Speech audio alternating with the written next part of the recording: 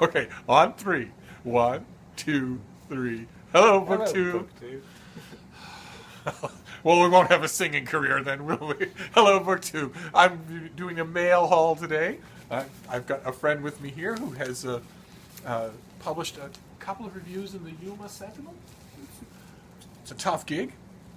Done it a couple of times. Las Vegas Weekly in 2003. Look me up. You can look it up. All right, so what do we got here? What's the first thing? Okay. All right, well, this is from Harvard University Press. This comes out in March, and it's Numbers and the Making of Us. It says data journalism. Yeah, it's data journalism. It's the new thing. Numbers have not been the making of me. They've been the unmaking of me. But I imagine I can find somebody, a math nerd. All right, let's move on. No boxes today, unfortunately. This one has little personalized sticky notes on it. I don't think that's going to curry favor. Oh, this is one of yours. This is one of the made-up stories. The Bridge by Stuart Preble. He did The Ant Farm. Do you remember that? The Ant Farm, psychological thriller about an ant farm.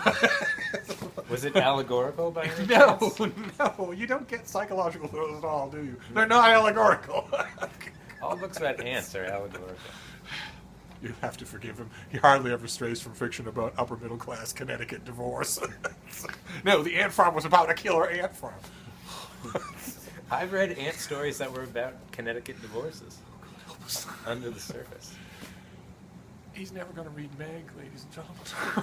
Is that about ants? It's about giant prehistoric killer sharks. It's about to be made into a movie. But I read The Ant Farm and was tremendously unimpressed. So we'll see if The Bridge does any better. I wanted to tell the author the whole time that I was reading, the fact that you've made things creepy doesn't mean you've done anything. I have relatives who are creepy. They don't get book contracts. Anyway, let's just forge on here. Another novel, but also not probably you. This is Daniel Suarez. This is Change Agent. It comes out in March. Nice, pretty blue thing. Daniel Suarez is the author of the New York Times best-selling Damon, Freedom, Kill Decision, and Influx. Looks like a techno thriller from the cover. Is that the case? It does look like a techno thriller, doesn't it? In 2045. Oh, I got it right. There's all these little squares and colors and... You're not used to that, are you? Things that... You want dysfunctional younger daughters. That's what you want. Not a Connecticut divorce in the whole thing. Kenneth Duran leads Interpol's most effective team against genetic crime, hunting down black market labs that perform vanity edits on human embryos for a price. I think that's how Adam at Memento Mori was created. These illegal procedures augment embryos in ways that are rapidly accelerating human evolution. Except that wouldn't happen. Okay? Let's keep that in mind. Feel free to Wikipedia. That's not how evolution works, but that's all right. Preying on human trafficking victims to experiment and advance their technology. I like how the blurb says it's a legitimate heir to Michael Crichton. Is there a footnote that says not actually a legitimate heir? Actually, it's a figurative heir. It's a legitimate heir to Michael Crichton as opposed to all those bastards out there. Yeah, exactly. All right, well, let's move on. It kind of figures that with him sitting right next to me, there'd be all made-up stories. What I wouldn't give for a Clausewitz biography. Let's see what we have here. Okay. This is historical fiction. The Spartan Dagger by Nicholas Guild. Look at that. She looks worried, doesn't she? He's off somewhere. Yeah. She's not going with him. Oh, goodness. Even a slave will have his revenge. Even a slave. Even a slave. Nicholas Gould. Oh, good God. Got the smug thing going on. He looks like someone cloned in the last book that you taught. He's a legitimate clone. He's a legitimate. He was born in Belmont, California, and attended Occidental College and the University of California, Berkeley. Taught at Clemson and Ohio State. Goodness gracious. Before turning full-time to writing fiction. He's published a dozen novels. Good Lord. and he lives in Frederick, Maryland. Wow. Are we familiar with Frederick, Maryland? I've been there. I've seen a double-A baseball game there. Frederick Keys. Sorry about two. We'll try and pull this thing out of the death spiral. Well, this is from Tor, and it comes out on December 27th, 2016, when every book editor in the entire world is in the Antipodes. So I don't know what the people at Tor were expecting, but I will certainly read it. The Spartan Dagger. All right, we're getting to the end here. It's this one. God, another novel. The River of Kings by Taylor Brown. See that with the glare? He did Fallen Land. Do you know Fallen Land? I know a book called Fallen Land, but it was by someone named Patrick Flannery, not by Taylor Brown. He grew up on the Georgia coast. He's the recipient of the Montana Prize in Fiction and was a finalist for both the Mashagoni Fiction Contest and the Doris Betts Fiction Prize. I don't believe either one of those is real. But only a finalist. He didn't actually win those How do you contests. lose the Doris Betts Fiction Prize? All right, man. Maybe it's a tough contest. Who knows? This is his second novel. He's a favorite of Southern independent booksellers. But what is the... here. He evokes the legendary place and its powerful hold on human imagination as two brothers journey down the iconic Altamaha River and learn its secrets and confront their own demons as they seek a resting place for their father, who's no doubt being carried with them. You're going to have to look at this, aren't you? I'm afraid so. You're going to have to. This comes out in March.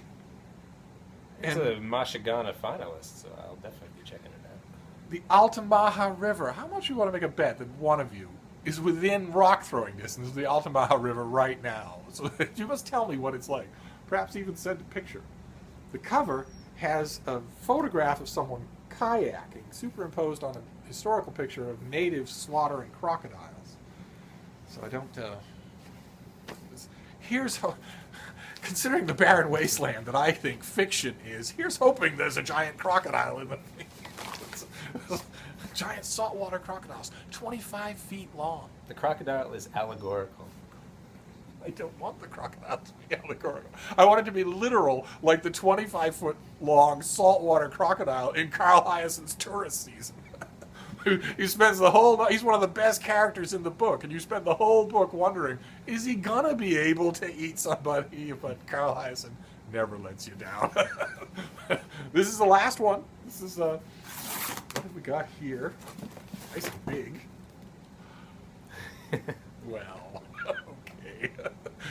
So, we suffered, but it was worth it. This is a biography of Prince Charles by Sally Bedell Smith, who's one of the best royal watchers alive today. And it's nice and big. And Steve will certainly review it. And it doesn't interest you in the slightest. No. Descended from Venus.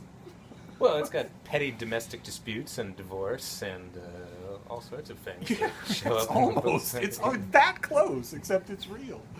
And it's the subtitle is The Passions and Paradoxes of an Improbable Life. And I'm sure that she's really good. Her biography of Queen Elizabeth II, Prince Charles's mother, is the 5th best one. Her biographies of various other royals are always the 4th or 5th best ones. They're not bad. Is this official or is this unofficial? Well, there's no official. No. Well, he's alive. There's no official. I see. But it'll raise the crucial question about Prince Charles, of course, which is that, of course, no one comes to the throne when they're 90. He's an old man. He certainly will not come to the throne. As vain as he is, he won't do it. Which throws the whole process into question. Nowhere in the last century, in the extended House of Windsor, going back to the House of Saxe-Coburg, nowhere in that list of precedents has anyone simply refused to take the throne. There isn't any mechanism for the heir apparent to pass it on to say, well, I'm not feeling up to it. How about my son instead? So it'll be fascinating to the 5 of us who consider these things interesting. But anyway, Prince Charles, there you go. And that did I mention that comes out in March? So there you have it. We have a big royal biography. a novel, another novel, yet another novel, yet another novel, and a book about math. There you go. But I would say, of this pile, one of these is certainly going to cross your plate. This River of Kings thing. You're going to have to pay attention to it. I think so. I'm not. But I'll pay attention to Prince Charles. So you'll be covered either way, book 2. Thank you. I'll see you soon.